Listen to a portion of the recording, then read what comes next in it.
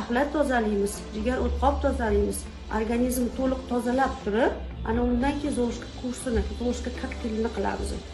Aziz ayollar, Zolushka kapelitsasi, Zolushka kursi haqida judayam ko'p, rostdan ham judayam ko'p savollar ko'p. Eng ko'p kelgan savol Zolushka kapelitsa ozdiradimi degansizlar. Zolushka kapelitsa ozdiradi, lekin qizlarjonlar bitta narsaga e'tibor beringlar. Mana hozir mijozimiz 159 rostga 89 vaznda keldilar. 7 kunlik Zolushka kursiga kelganlar.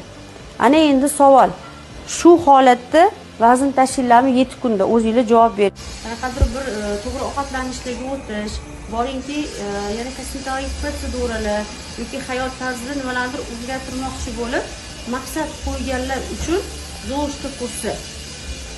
Xohlaganinglarni qilib klinikadan chiqib ketib, anki borib yana pirojli tortlarni yeb, borib olib anti xonim xasiblarni yeb, yana Zolushka